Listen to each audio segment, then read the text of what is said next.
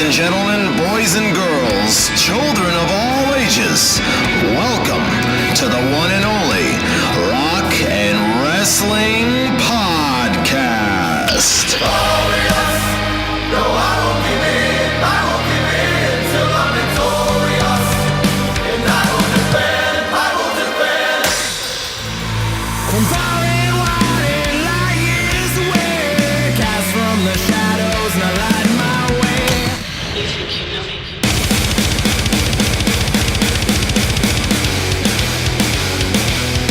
I'm just a sexy boy. Oh, I'm not your boy toy. I'm just a sexy.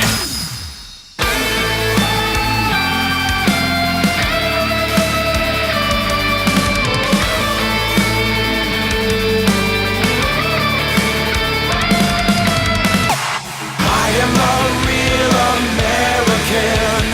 Fight for the rights of every man. Without further ado, from parts unknown, your host with the most, Nick. I am a real American. Fight for the rights of All right, we're back for a bonus edition this week of the Rock and Wrestling Podcast. I have a very special guest, the legendary Dr. Tom Prichard. Of course, we all know Bruce from Something to Wrestle With, but Dr. Tom Prichard, formerly of the Heavenly Bodies, he was also head trainer of WWE Developmental for a while. He was part of the Bonnie Donnas. He's been in the professional wrestling business for over 40 years. Lots of good stories he told. So I'm really looking forward to you guys hearing this interview. I'm doing it a little bit different with this bonus episode. Not so much gonna, give you a very long intro and a long outro. Dr. Tom had a lot to say. I want to get to the meat and potatoes of it. It's a bonus episode. I want to keep it short and sweet for you on both ends of it so you can enjoy it. Dr. Tom's really good. He talks about a lot of guys in developmental that he worked with. We kind of got a career retrospective, how he got in, some of the territories, some of the hot ankles he did, whether he preferred working tag or singles. So we got into a lot of great stories. So it's really, really good. The final question you'll hear too, I kind of asked him where, he became a doctor, and I do have his book, so I recommend going and buying his book from Amazon. So we plug that at the end. He doesn't give the whole story, but he tells that it's in his book. So definitely go support Dr. Tom and get that book on Amazon. Also, support the podcast by going to prowrestlingtees.com/Rock and Wrestling Podcast Store. Get your official t-shirts, tank tops, long sleeves. There's going to be some other designs coming on the store here in the next couple of weeks, and within a month we'll have several different designs for you to choose from besides just the basic logo. As well, make sure you're following the podcast on the Twitter. Nick's R&W Podcast is the Twitter handle. Nick's Rock and Wrestling Podcast on Facebook, Instagram Rock and Wrestling Podcast, and as well as YouTube. Getting the YouTube updated here in the coming days. I know I've been a little lagging on that, but we're getting it going. Any guest suggestions, questions, anything like that, rockandwrestlingpodcast@gmail.com. As well, go over to patreon.com/rockandwrestlingpodcast. Really helps support the podcast. I hope everybody's been enjoying the podcast. If you're a new listener, whether it's Google Play, Stitcher, iTunes Radio, all different types of platforms, the podcast is available now, as well as the original feed goes on SoundCloud, as well as on iTunes. Make sure you go over to iTunes, give a 5-star review, and screenshot that bad boy, inbox me on any social media, and I'll hook you up with a free t-shirt if you give me a 5-star review. So definitely do that. So, like I said, going to keep it short and sweet here on the front and the back end. It's a bonus episode. Want to get you the interview here. So, coming up on the other side here is going to be Dr. Tom Prichard. Thanks once again for supporting it. This is just my gratitude. Throwing out a little bit of a bonus episode here this week, the beginning of summer. I'm a summer guy, so I figured, you know what, I'll throw this out there as a little bonus episode. So here we go. As well, make sure if you're going to be at StarCast, you come say hi during All In Weekend, Labor Day there. I'll be on Podcast Row. Make sure as well in October here in Northern California at Discovery Park in Sacramento, Aftershock. Go to aftershock.com and get your tickets now. So 2 major events coming up that I will be at. Hope to see all you guys there. So coming up on the other side, Dr. Tom Prichard. I am here with the phenomenal Dr. Tom Prichard. I appreciate you taking the time out to join me today, man. No problem, man. So what I like to do to start with all my guests is kind of how did you get a start in pro wrestling? I mean, obviously, your brother Bruce, behind the scenes, was in the business for a while. How did you get into pro wrestling? Well, I'm actually older than Bruce, so I got into wrestling before Bruce did. So I grew up watching wrestling, man, and we lived in El Paso, Texas, and we had to move to Houston and met a promoter by the name of Paul Bosch, who promoted wrestling every Friday night. And we would go every Friday night and stand around where the wrestlers would come out, stand around where the wrestlers would enter the arena, and just try to make ourselves known. So, I mean, eventually, at 16 years old, I started working in Paul's office during the summers and worked my way to ringside as his assistant during the TV show, and all the while telling him, hey, this is what I want to do. I want to be a wrestler. And he said, well, you're too small. And I met Mark Lewin at the gym, Maniac Mark Lewin, Purple Haze for for anybody else who might know. And we started training together, working out together, and I just was persistent, and that's how I got in the business. And Bruce was right behind me, selling programs, selling posters, and doing everything he could too. Once I left Houston in 1980 and went to California, actually, worked for Mike LaBelle, Bruce started ring announcing, and his duties got more and more. He did a lot of stuff that I did, and then some. So, in a nutshell, I just did it my whole life. That's really awesome, man. Was back when you got in, it's a lot different than it was today. Where today you can go on the internet, search, find a school. It was more protected, like a fraternity. It was really hard to get into. Well, yeah, it was, man. I mean, you were coming from the position that you were believing it was a shoot, and even the ones who didn't believe it was shoot, or didn't believe it was real, thought it was a work. Even then, there were times where they said, "Well, that was real. That wasn't supposed to happen." But yeah, it came from the territory days. It came from the premise of what was happening in the ring was at least a contest and legit. But even when I figured out it was a work, I was even more intrigued because I didn't realize just how fortunate at the time I was to live in a place like Houston, Texas, where some of the top stars in the business came. I knew I saw some pretty good workers, and I saw some pretty terrible workers too. So once I saw that, I especially wanted to know how it worked, because there had to be some kind of system. There had to be a way to do it. They didn't come to the arena and rehearse the matches. I mean, sometimes the guys met for the very first time in the ring, and you just had to know your basics. You had to know the fundamentals, and you had to understand how to work. And back then, you had to be working at least 5 years before anybody even trusted you to suggest anything in the ring or backstage. So it was a very different business. I enjoyed it. I preferred it. Today it's a lot different in the sense, too, that the guys are better taken care of. They're making a lot more money. And it is... it's not as wide open and wild west as it was back then. Yeah, that was going to be kind of my next kind of question is, obviously you just said two guys may have never even touched before and they got to call it in the ring. What's your take on now where almost everything is thought out, pre-planned, and then if a guy misses a spot, they were freaking out. How do you take that today? Well, that's my issue. If you have your match planned out A, B, C, D, E, and you mess up at D, unless you know how to improvise, unless you know the basics, unless you understand psychology, you won't know how to get to the rest of the match. You're pretty well screwed. So my take and my philosophy is learn how to call it in the ring. TV matches and house show matches are totally different, and that's different. You do.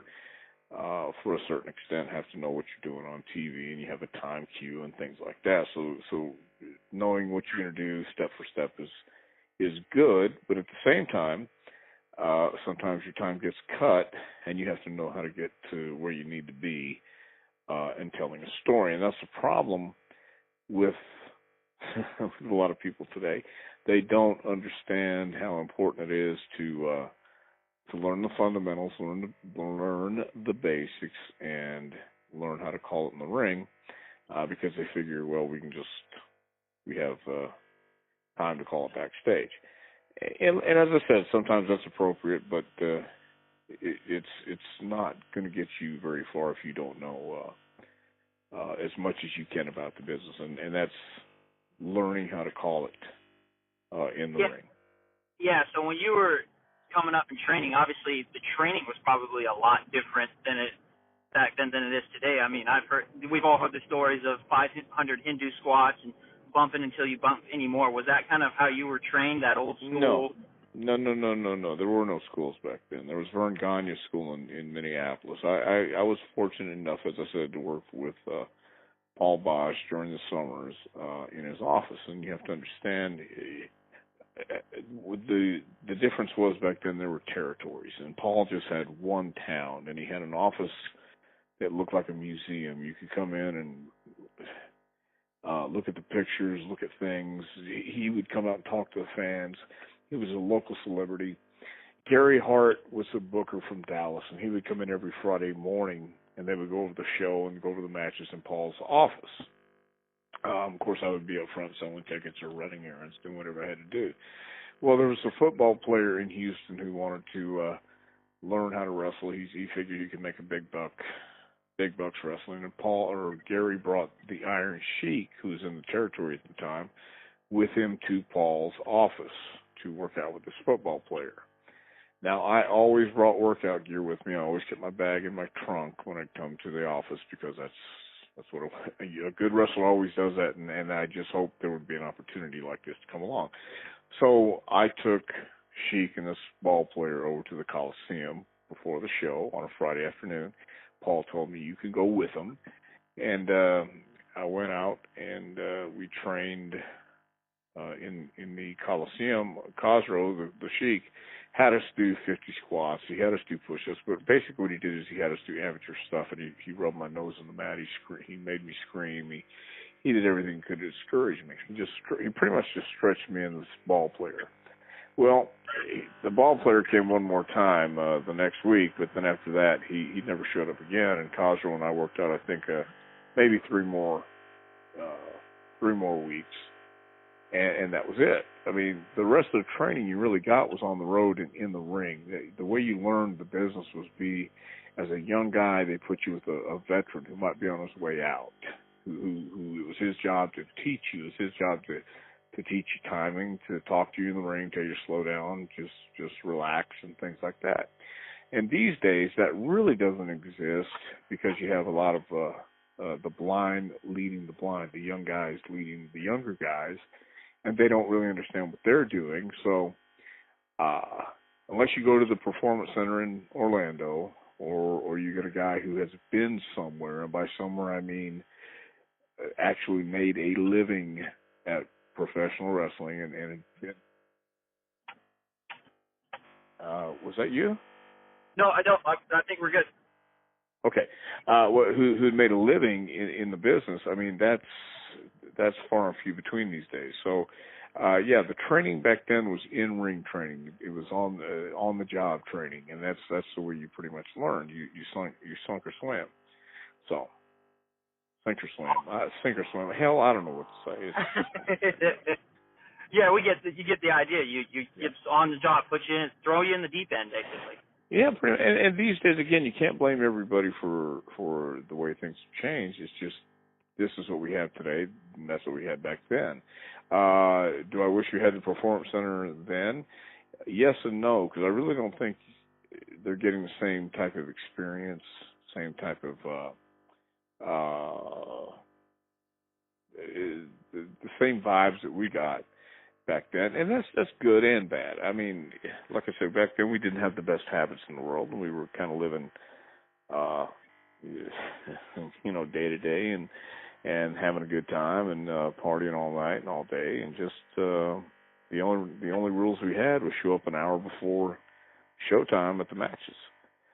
These days, it's much more of a business, which is great. It's healthier and it's more professional, and I admire that.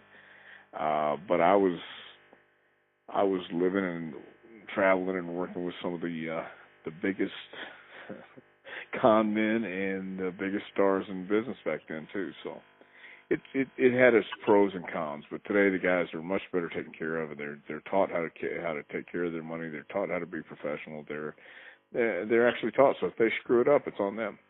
Of course, if you screw it up, it's on you anyway. Absolutely. So obviously you mentioned going from Texas to LA I'm curious because I'm a lot younger than you. I'm 29. I wasn't really around for the territory days. So how did you go from one territory to the next, from Texas to Southern California to Continental Wrestling? How was it hooked up that way? Well, pretty much, again, working in Houston for Paul Bosch. Paul had connections, and I wrestled, started in October 20th, 1979, and from October to January, I wrestled around Louisiana, Arkansas, Oklahoma, due to the fact that the ring announcer in Houston also worked for Bill Watts in Louisiana. Then other people got me booked in Oklahoma and Arkansas and things like that. So Gary Hart, actually Paul Bosch, got me booked in Portland, Oregon for a guy named Don Owen when I was going to leave Houston at the end of January. And then Gary Hart came to me and said, no, I got you booked in California for 2 weeks first in Los Angeles, so you go there first on your way to Oregon. So, I'd wrestle for Gary a couple times in Dallas between my, in between October, November, December. So they were looking for new talent. I went to L.A. for what was going to be 2 weeks, but Chavo Guerrero Sr. was the booker. And when I told him, Chavo, I was supposed to leave in 2 weeks, he goes, no, man, you're supposed to stay, brother. I need you here.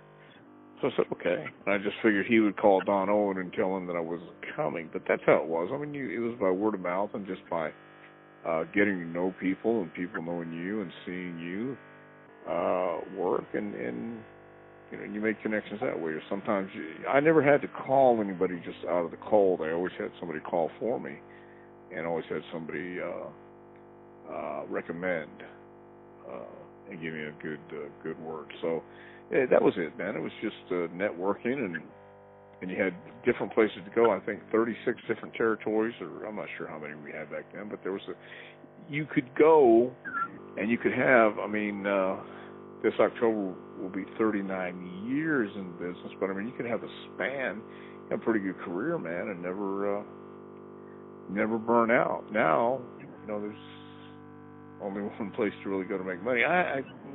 I say one place to go, but I mean the place to go. I think everybody's WWE. Yeah, absolutely. Well, I grew up during when you had three options: ECW, WCW, WWE, and I think it's the best when there's options. I think for a few years there, when I was in college, there's one spot, and sometimes I think the product suffers when there's only one spot for talent to go to. Well, I think it suffers just because there's no real competition, and I like the fact that a lot of independent promotions are getting more competitive. But at the same time, when I was doing developmental for WWE, the mandate was we don't want any indie guys. They were labeled indie guys. Now they're aggressively going after indie guys because there's some great talent out there, and with all due respect, they're gonna be great in that venue, but once you go to the performance center, they will ask you to do what they want you to do and do it their way, and that's when you have to learn, keep what got you to the dance, but at the same time learn how to play the game and do what they're asking you to do until it's okay to do what you do, and that's part of the psychology of what we used to teach, and we still teach when we do camps and things like that, is the biggest work isn't in the ring, it's pretty much backstage. So learn how to get yourself over, not just inside the ring with moves, but learn how to get yourself over by being a professional backstage. And that's the key. Absolutely. So in your LA territory, if I've got my research done correctly, you won a tag team championship with Chris Adams? Well, I won 3 tag team championships, so yeah. So Yeah, Chris Adams, Al Madrill, Apollo Jalisco, yeah, sure did. So was that kind of, through your career, obviously, Heavenly Bodies, the Body Donnas, did you prefer working tag or single, and did you see yourself as more a singles guy, but you just kind of fell into being a tag guy? Man, it really depended at the time because I had some pretty good tag team partners, and I had some pretty good singles matches too. I think, for instance, whatever it called for, and I was very, very fortunate to just be able to at least work. And if it called for a tag team spot, well, I was there, man. I mean, my mantra while I was working, I was just happy to be in the business, and you can't do that. You can't be that if you want to be successful. There's a lot of things that happen along the way that I really, really messed up on, and that's one of the things I try to tell people who come to my seminars that, look, life is a work, and you have to learn how to work it to your advantage, and it's a lot easier when you know it's a game, and you know it's all a game. So I like tag team, but I also enjoyed being a single by myself because then I only had to worry about me, and I didn't have to worry about anybody else's personality except the guy I was looking across the ring at. Awesome. It's good when you take that kind of approach because I know there's a lot of guys that I've seen that, I don't got to be a singles, I don't want to do this, but it's good that you've had that approach of, hey, I'm wrestling, I'm happy. Yeah, I mean, I love the business. I loved what I was doing. I loved being around it. I mean, it was a pirate's life. I loved being a pirate. And, man, how could you not? Every night was something different. Every night you could create. Every night was you got to do something special that very few people got to do, especially back then. So, man, it was very cool, and it's still cool. Absolutely. So how long were you in L.A. before you moved to Continental Wrestling? Well, man, I was in L.A. for about a year. Then I moved back to Texas for a while. And from Texas, I think I went to Atlanta. And that was where I made my huge mistake telling Jim Barnett that I wasn't going to do something. And but, I made some good friends there. I met Brett Armstrong. He became my best friend for life and death. But it was a good, I went to Continental in 87, I think. So I was 7 years in. Wow. So, yeah, Continental's kind of like real, you had the controversial angle with Tony Anthony, right? The whole hanging and everything. How did that kind of come about, that particular angle? Man, I'd been a heel. Actually, Bill Watts turned me heel in Louisiana a couple of years before that. And I was just starting to feel great about being a heel. And then I was in Alabama for a couple of years, for a little while as a heel. I don't remember how long. And then they turned me babyface. And Tony Anthony and I have always got along and just had that chemistry in the ring. And we were thinking of things to do, and Eddie Gilbert was booking and asked us, we had done a run, and I had the Alabama title, and then we had a part in there where, when you win a title, you obviously have to drop it too. So it was my time to drop it, and I thought, well, wait a minute, what if we do this? And I had seen an angle in El Paso with Nick Bockwinkel, and a guy named the Hangman. Nick came to the ring to save this poor babyface getting beat up by the Hangman, and the Hangman took the noose out from the corner and put it around Bockwinkel's neck and just bealed him from corner to corner. It just looked vicious. And I said, so what if you attack me on the interview and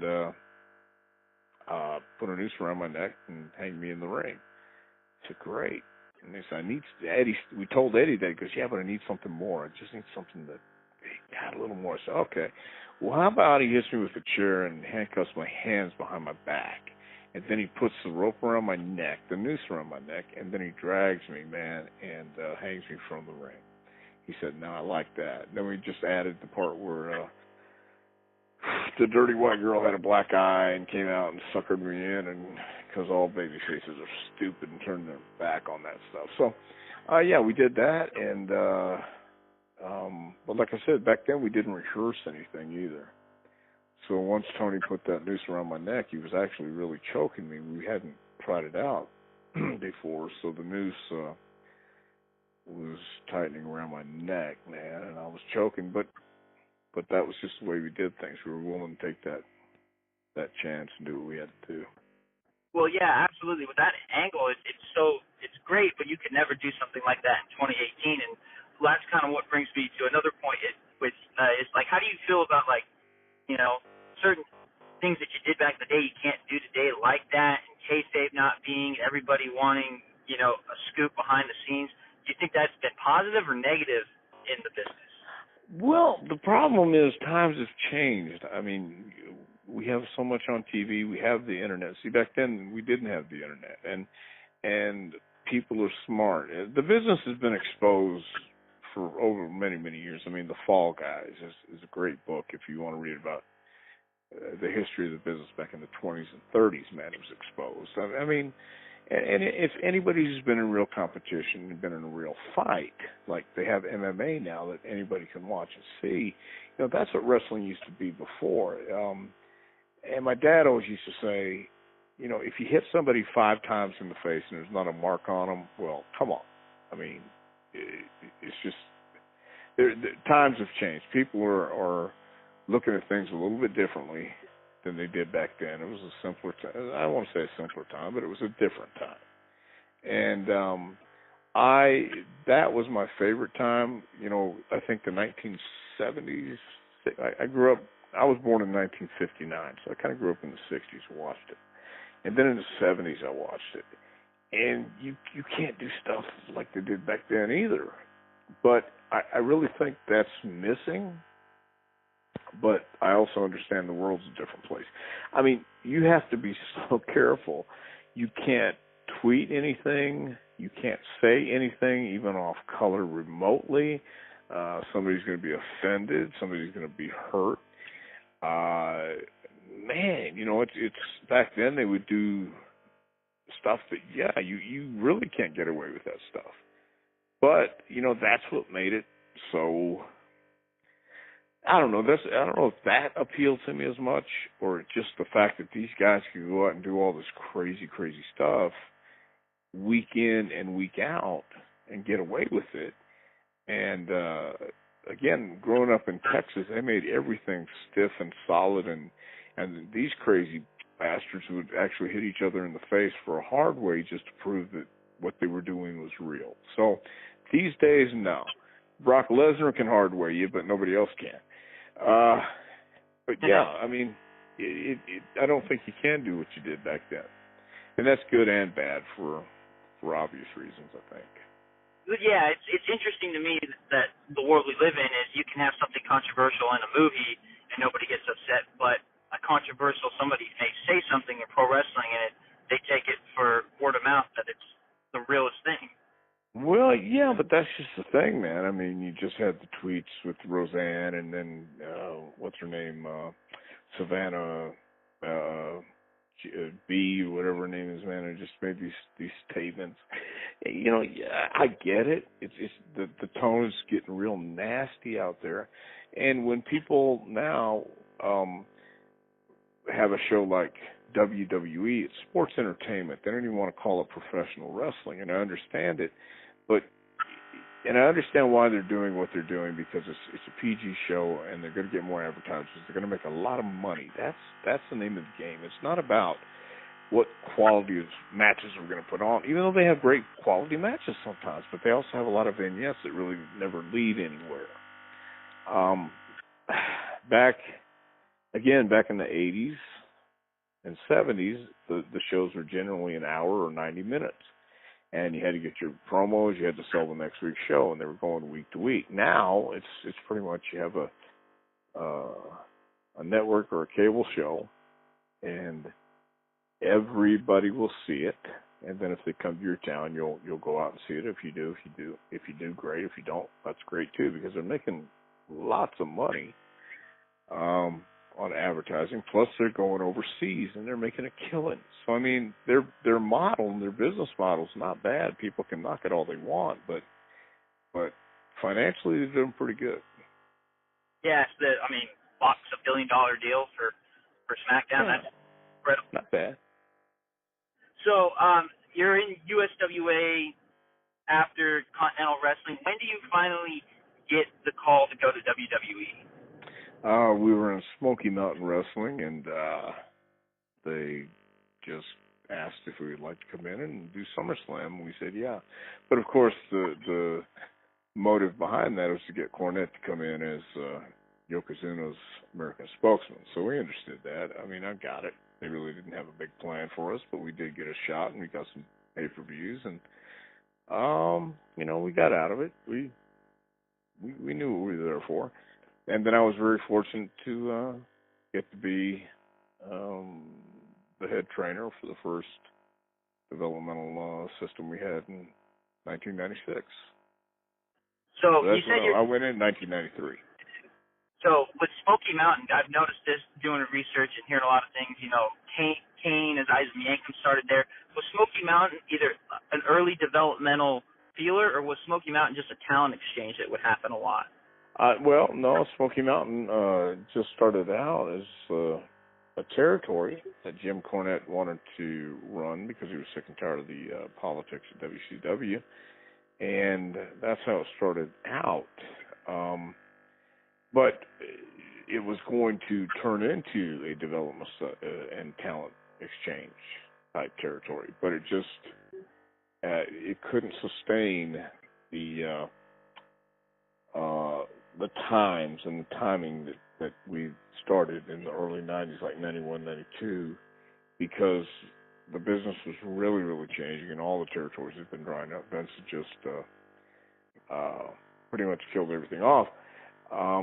It takes a lot to run a territory, man. If you don't have stars, if you don't have the right TV, if you don't have the right presentation. It's not that we didn't have that. It's just that it was getting harder and harder for people to come out and see that when they could see wrestling on TV for free, when they could see mega superstars come to their town and then go see them when they wanted to.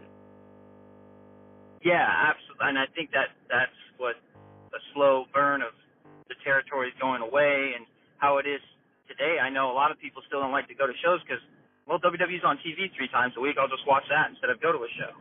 Yeah, exactly. So, for those that do, it's a great experience. It really is. I mean, if you've never been to a live WWE event, it really is a pretty cool experience. It's like, I've been to some good concerts. I've been to some really crappy concerts, man. But, I mean, I like somebody who enjoys entertaining, and I like to watch entertainers who go out and love what they're doing. So, but it's at the same time, you're right. If you have, God Almighty, I don't have 3 hours on a Monday night to invest. I barely have enough, 2 hours on a Tuesday. I've got a lot of stuff going on in my life, and I know what I'm doing, and I got to understand that people also have stuff going on in their lives that, they just can't sit here and watch 3 hours of wrestling Monday. They might Devo it or TiVo it or whatever and watch it sometime. But even then, you've got to devote however long you're going to watch. You're going to skip around a lot. So, right, again, that was back when in the 80s, you're going weekly towns and you had to promote that and rely on that. These days, it's not a weekly. It's not driven by the live events. It's driven by TV revenue, I think. Absolutely. Well, I've gone to many events, and you can, especially when you go to TV, you can tell that they're playing more to the camera than necessarily the live crowd sometimes. Well, of course, no, all the time. We that's what you're taught. You're taught to play to the hard cam, because you're going to be. You may have 10,000 people in the arena, but you may have 3 million people watching, and barely 3 million people. Obviously, this week, I guess, huh? So, yeah, you play with us more of an audience, and it is a TV business these days. Yeah, absolutely. So you mentioned that you were the kind of the first head trainer of the developmental territory in No, no, no, '96. no, no. I didn't say kind of. I said I was. The Well, first. you were. I Don't say apologize. kind of. Yes, thank you. I apologize. You were the head trainer there, so that would have been you would have sat with Mark Henry, The Rock. Did you really think that did those guys have it right from the get-go, or did you have to work with both of them a lot? More so with Mark Henry. The Rock always had that confidence, and that's certainly one intangible element you must have to be successful in any business, but especially this business, the entertainment business. You must have confidence. You must believe in yourself. Mark Henry always believed in himself, and Rock always believed in himself. I was also with Achim Albrecht, who was Brockus. You never really saw him. You just saw 2 weeks of vignettes on him if you were watching back then. But yes, The Rock, you just knew, you could tell by looking at him, he was going to be something. You couldn't tell he was going to be as big as he got, but you knew he was going to be big. Mark, I was not so sure about, because Mark wasn't taking things so seriously at first. And he broke his ankle because he was hitting the ropes when he shouldn't have been. And you hit the ropes sideways, and Mark kept hitting with his back. And we've gone over this for the last couple hours, and then as we're watching a tape or rewind with Achim, Mark gets in the ring and just starts hitting the ropes, and he hits the ropes, and his head goes between the second and top rope and breaks his ankle. So you knew he was going to be something. You didn't know how big he was going to be. You know, I'm glad he won world championships. I'm glad he was successful. I'm glad he can say he's a Hall of Famer now and retired. So, same thing with Rock. You know, he just had something about him, even though he looked like he had the cheap head haircut, and he still was, 6'5" and good-looking kid, and he had talent. So, you know, he was going to be big. I don't think anybody could have said he was going to be one of the major superstars, biggest superstars ever in the world, but he is. So on the flip side with that, were there some guys that you trained while your time in developmental that you thought would be a lot bigger and they never panned out? Yes. Yeah. Sure did. Drew McIntyre, as a matter of fact, who's back, is one of them. But he'll be fine. A lot of guys. Travis Tomko thought was going to be big. Mordecai, I can't remember his other name. He was a vampire. Yeah, I know Kevin Thorne is his real name. Yes, Kevin Thorne. Yeah, Kevin Furtick is his real name. But yeah, man, there was a couple guys who we thought can't miss, and they missed by a mile. So when you're running developmental, obviously it's not what it is now with NXT.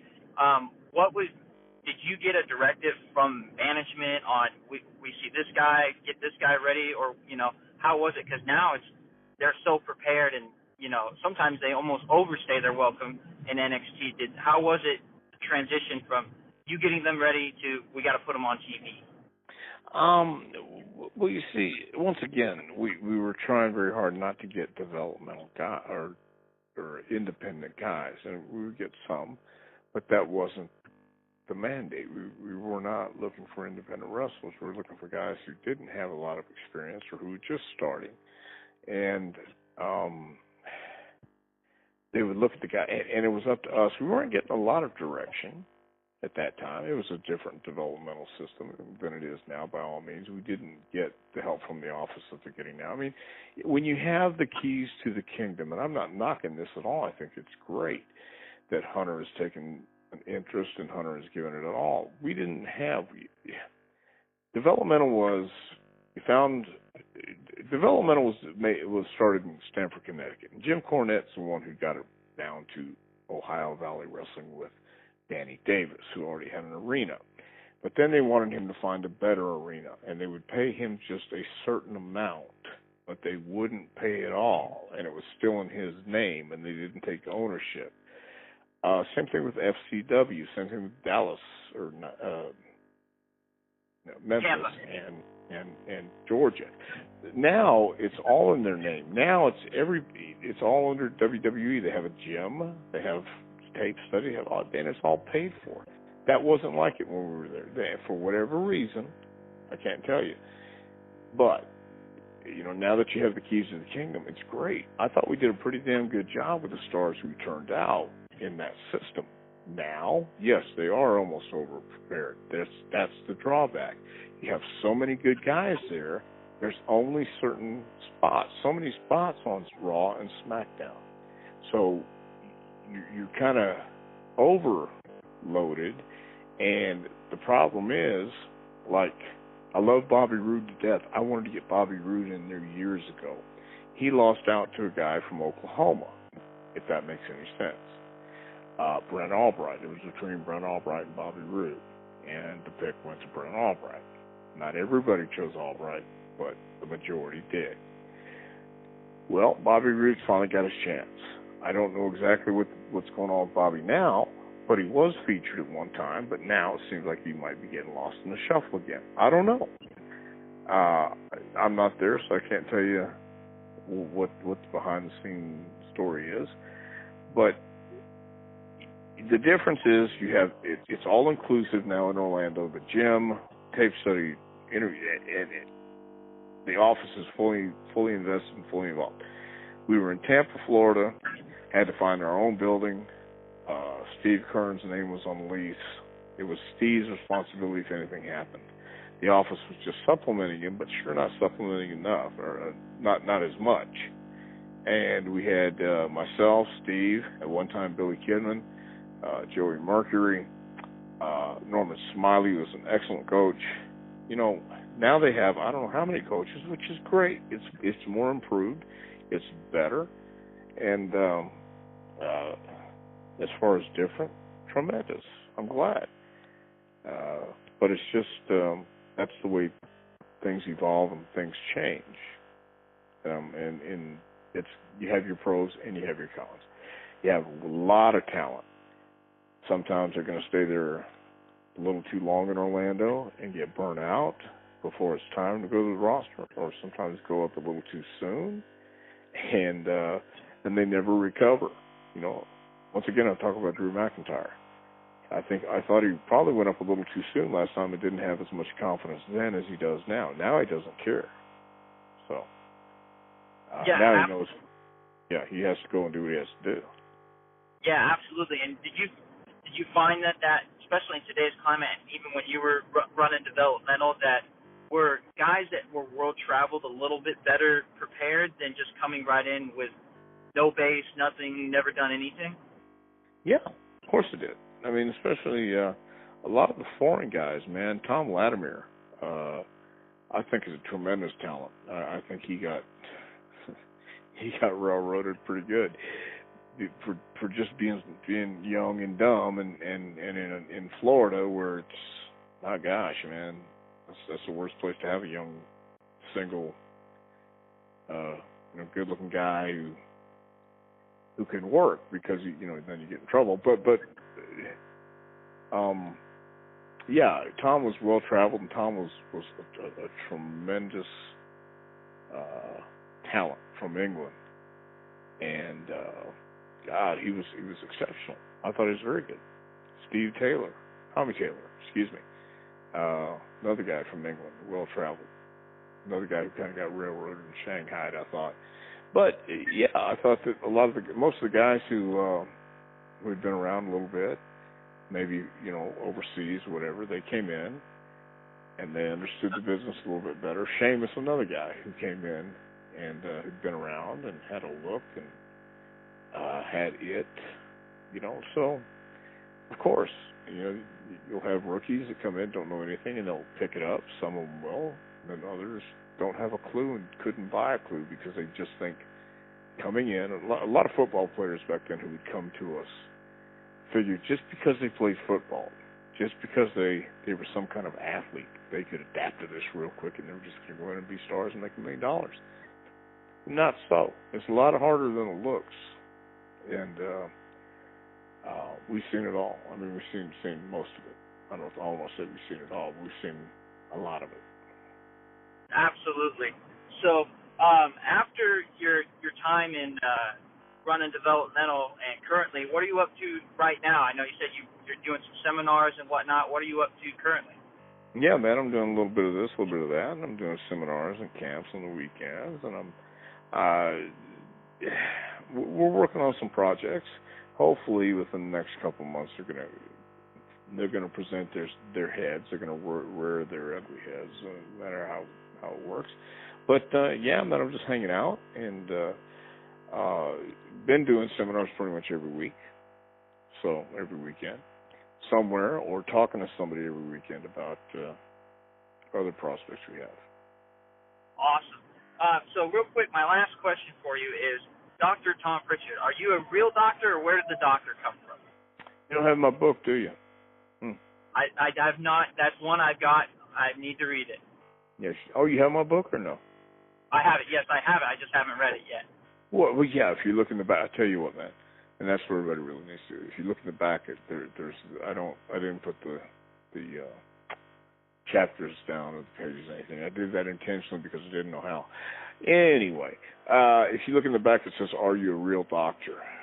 And I think that because the story would take me a little while to tell, but I mean, I could tell you if you want me to tell them on your podcast. Hey, you know what? I think it's a great selling point that we'll get people to go buy the book now. So if they got to go buy the book. So I think it's a great idea too. Yeah, that's a perfect idea. So, Tom, I much appreciate you giving me your time here, joining me. Great wealth of knowledge, man. I learned a bunch. I really appreciate you spending the time. Well, thanks for having me, man. I'm sorry it took so long to hook up. Sometimes I just get to, I emailed Bill Watts a couple months ago, real quick, and I had to ask him something about doing a promo we were going to do for High Spots. Well, he sent me an email back. He said, "I'm out of town right now. Call me when I get back in a week." Okay, well, I didn't want to call him, but I had just seen his son, and I told Eric, I said, "Here's the deal, man. Don't want to bug your dad, 'cause I don't even know if he remembers me." And I got Eric to call him, but I kept emailing him, and he wouldn't answer me back because he was busy, and I got it. But finally, Eric said, "Just call him, man, because he'll be home right now. Call him right now." And that's what I did. And that's kind of what I do, because I get home, and then I'm dealing with a bunch of other stuff. And next thing I know, it's 10 o'clock, and I'm ready to go to bed. So, anyway. But buy my book, man. You can buy it on Amazon.com. You can also go to drtompritchard.com and buy my book, and check out some seminars or whatever else I'm doing. Awesome. And drtompritchard.com, where else can we keep your social media, keep track of what you're up to? I'm on Twitter at Dr. Tom Prichard, and I'm also on Facebook at Tom Prichard, man. I think it's all public. You don't have to join or anything like that. So, I mean, it's all there. Awesome, man. Much appreciated. Great stories, man. I'm glad you're keeping busy. Very cool, Nick. Thank you very much. Have a good time, and best of luck to you. All right, thank you. You got it. All right, I want to thank Dr. Tom Prichard for joining me on this bonus episode. He had some phenomenal stories just about the territory days, how he got into the business, Smoky Mountain Wrestling. I was fascinated by when he was the head trainer for WWE Developmental. Guys they thought had it, guys they didn't think had it. The Drew McIntyre stuff was really great, especially to see where he's come now and how he's kicking butt on the main roster. So it's great to hear kind of those kind of stories. The Rock, Mark Henry, all those good things. Kevin Thorne, Mordecai. They thought he was going to be a lot bigger. So some great stories from Dr. Tom Prichard over 40 years in the business. Really good stuff. The whole Prichard family has been in the wrestling business for a long time. So it was really cool to hear just stories like that from somebody who's been in the industry so long, and someone who really didn't have to take the time out but did, and it was really cool, and I much appreciate that. So this is a little bonus episode, as I mentioned at the top. I was going to keep it real short and sweet on the front and the back end here, not going to hit you with a bunch of promo things or anything like that.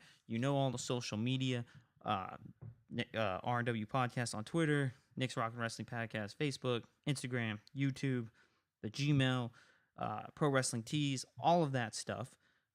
Make sure you go back if you're new because you found it on Google Play, Stitcher, iTunes Radio, or you've been listening for a while, or you just picked it up, whether it's through SoundCloud, iTunes, all of that. Make sure you go back and check out some of the archive episodes.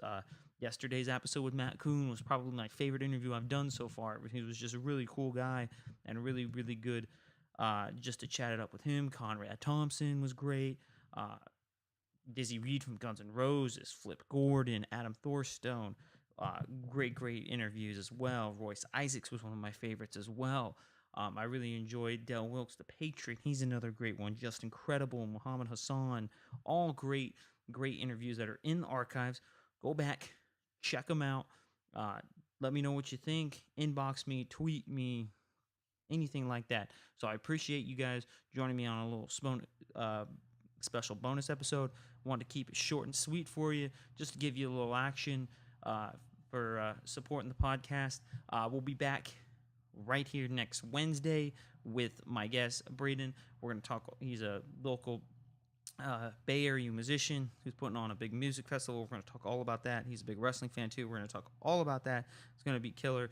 I got some killer guests coming up like David Penzer, AJ Kirsch. Lots of good stuff in the work. Remember, I'm going to be at Podcast Row at Starcast for Starcast during All In weekend. Also, go to Aftershock.com. Going to be at the Aftershock Festival. Get your tickets. Going to be there as well. Much appreciated the support. Love to hear your feedback. Tweet me, hit me up on any of the social medias, email me, anything such like that. We'll be right back here. Same bat time, same bat channel. Thank you. I'm out.